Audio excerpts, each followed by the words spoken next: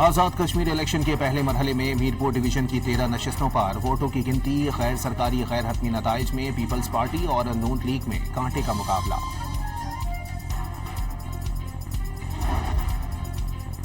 آزاد کشمیر کے علاقے نکیال میں پولنگ کے دوران نون لیگ اور پیپلز پارٹی کے کارکنوں میں تصادم، فائرنگ سے پیپلز پارٹی کا کارکن جاں بحق، 3 افراد زخمی۔ گلپور کے مقام پر بھی نون لیگ اور پیپلز پارٹی کے کارکنوں میں ہاتھا پائی۔ کشمیر الیکشن متنازع بنے تو آنے والی حکومت اہم ترین فیصلے نہیں کر سکے گی۔ کشمیر میں استحکام کے لیے پہلا مرحلہ شفاف الیکشن ہے۔ چیئرمین پیپلز پارٹی بلاول بھٹو کی مظفر آباد میں نیوز کانفرنس۔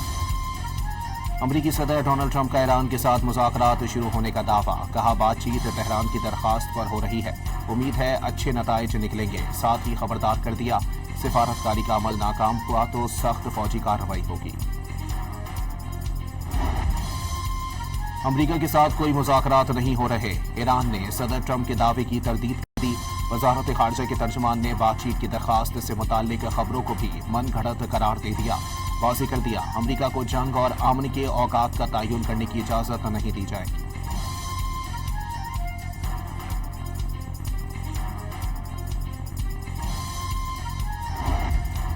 یمن کے حوثیوں کا سعودی عرب کی تیل تنصیبات پر ایک اور حملے کا دعویٰ۔ سعودی کے فضائی دفاعی نظام نے مشرقی صوبے اور ریاض کی طرف داخل گئے ڈرونز ناکام بنا دیے۔ ڈرون حملہ ایران کے حمایت یافتہ گروپ نے عراق کی سرزمین سے کیا۔ سعودی وزارت دفاع کا عراقی حکومت سے سعودی عرب پر حملے روکنے کا مطالبہ۔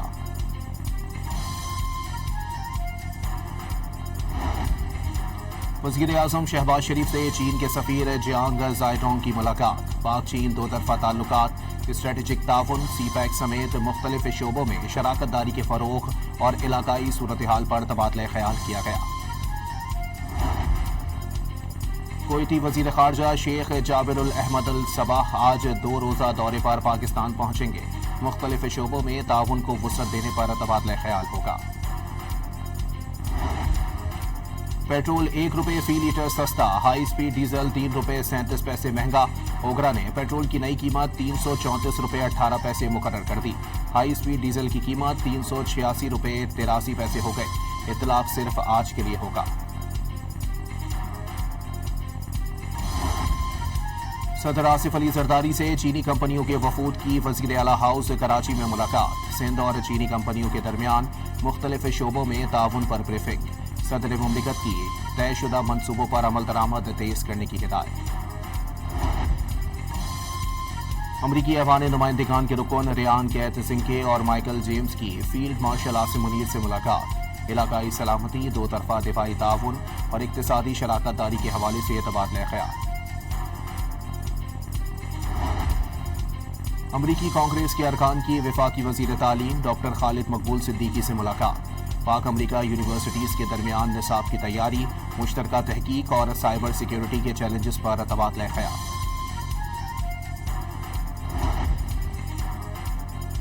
خیرپور کے علاقے مہراب پور میتلو میں 4 بچے تالاب میں ڈوب کر جاں بحق ہو گئے، چاروں کا تعلق ایک ہی خاندان سے تھا۔ کراچی کے علاقے سرچانی ٹاؤن میں ویران مقام پر کھڑی گاڑی سے جھلسی ہوئی لاش ملی، پولیس کو ذیشان نامی شخص کے اغوا اور قتل کا شبہ۔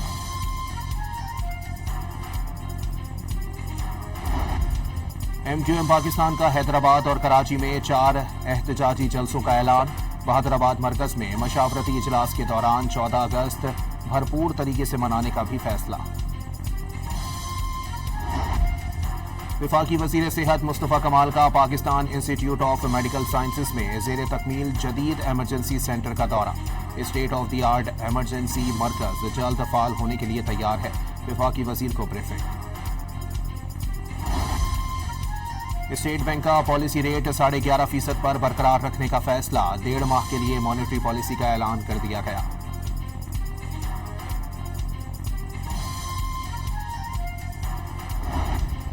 کینیڈا کے شہر ٹورانٹو میں امریکی قونصل خانے کے باہر فائرنگ، پولیس کی بھاری نفری نے علاقے کو گھیرے میں لے لیا، واقعے کی تفتیش شروع کر دی گئی۔ اسرائیلی فوج کے غزہ میں فلسطینیوں کے خلاف مظالم جاری، تازہ کارروائیوں میں مزید 3 افراد شہید اور 15 زخمی ہو گئے۔